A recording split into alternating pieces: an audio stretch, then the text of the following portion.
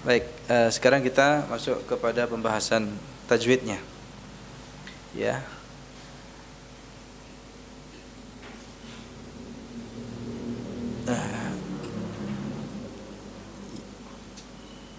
Pembahasan tentang mim sukun sudah ya.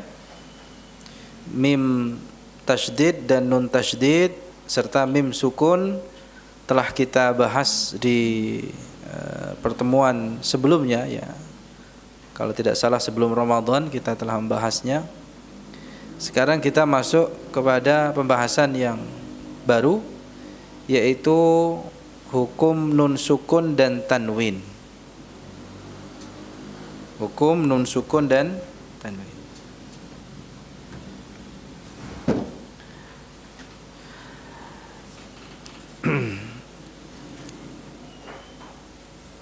Oke, kitabnya kalau bisa duduknya ini ya, bersama dengan yang memegang kitab, jadi bisa mengikuti.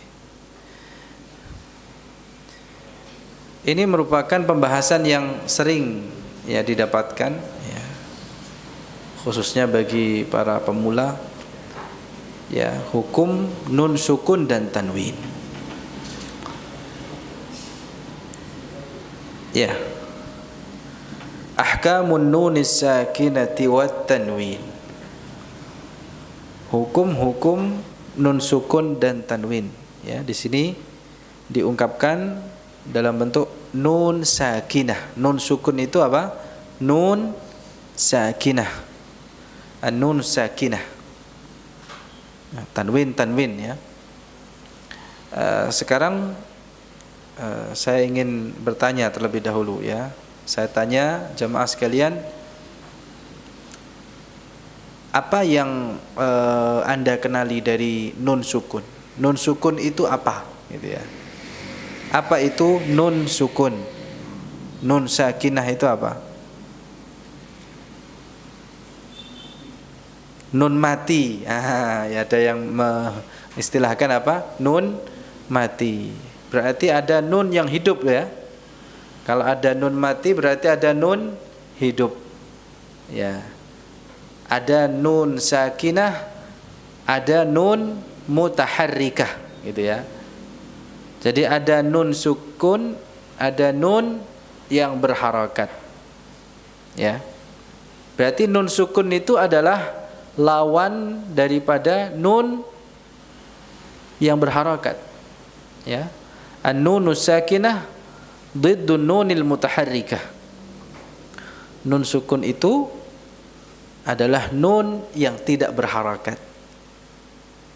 Ya. Ini yang harus kita pahami, yang harus kita kenali dari nun sakin atau nun sukun itu apa.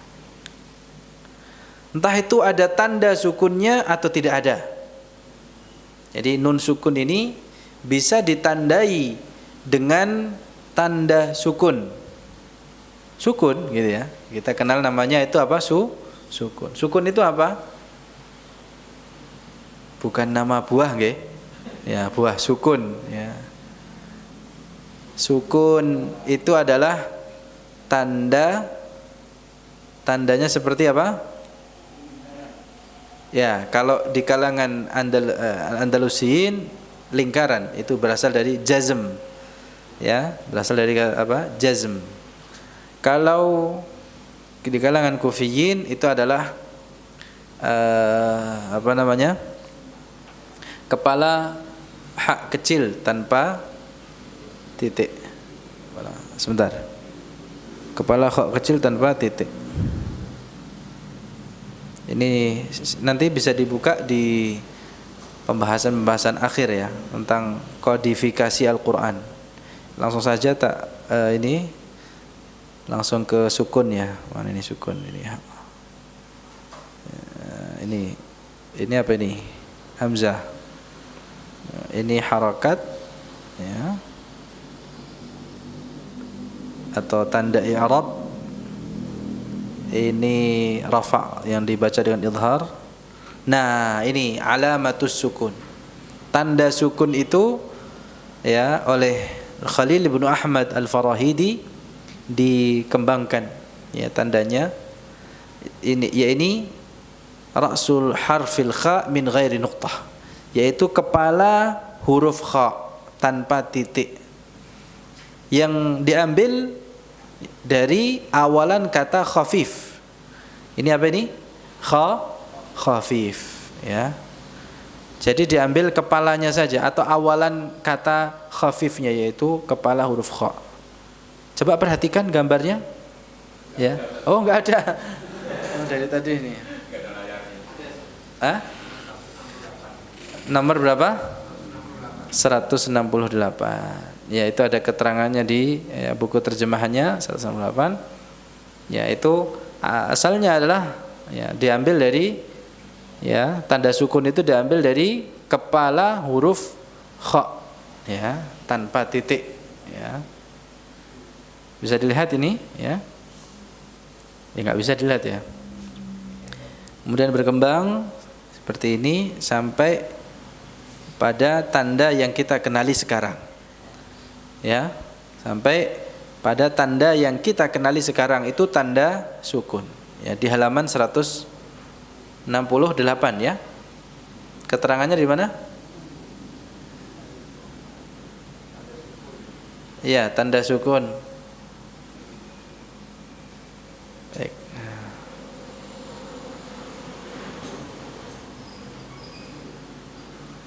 Jadi ya, ketemu ya? Ketemu keterangannya di situ. Itu tanda sukun. Satu lagi tanda sukun yang kedua. Jadi ada dua tanda sukun, ya. Ada yang di kalangan magharibah, berarti tadi itu di kalangan masyariqah, ya. Sekarang di kalangan magharibah, tanda sukun itu ditandai dengan lingkaran, ya. Di tengahnya ada ini seperti ini, ya. Diambil dari akhiran kata jazm, ya.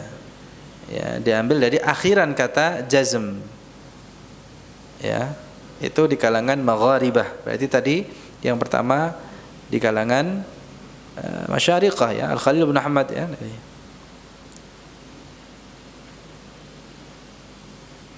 Baik.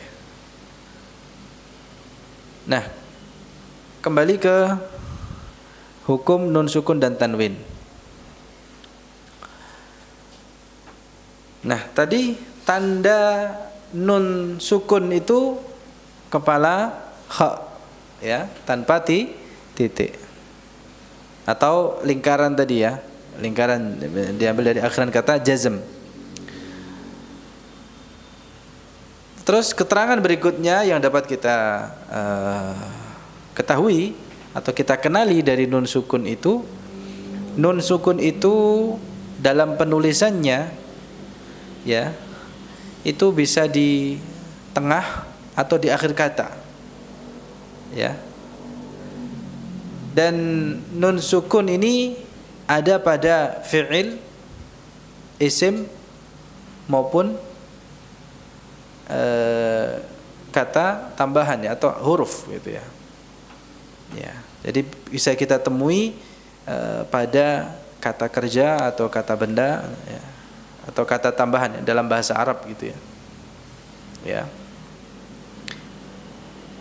Dalam apa namanya fi'il, ya, baik itu dia nunnya adalah, ya, asal dari atau kata tersebut atau tambahan, ya. Ya.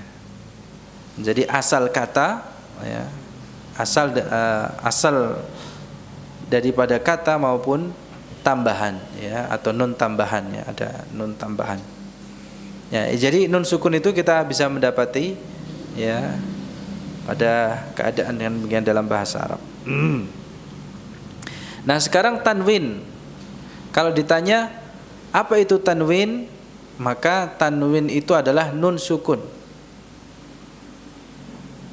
Nun sukun yang apa? Orang Arab dibaca terjemahnya. Tanwin apa?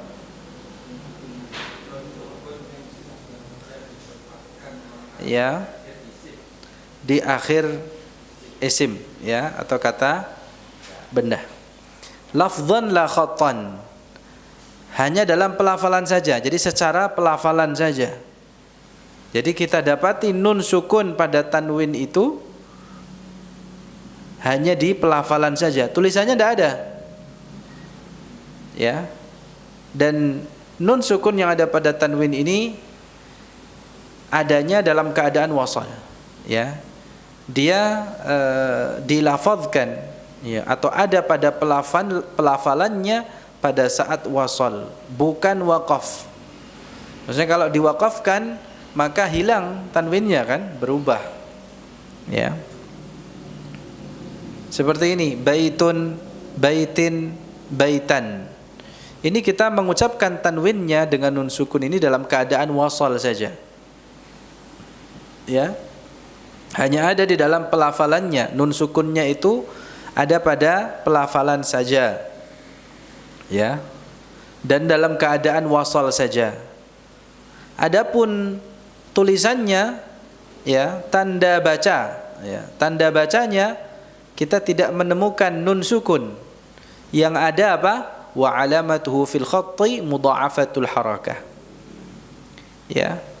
Yang kita dapati tanda bacanya itu harakatnya ganda. Harakatnya apa?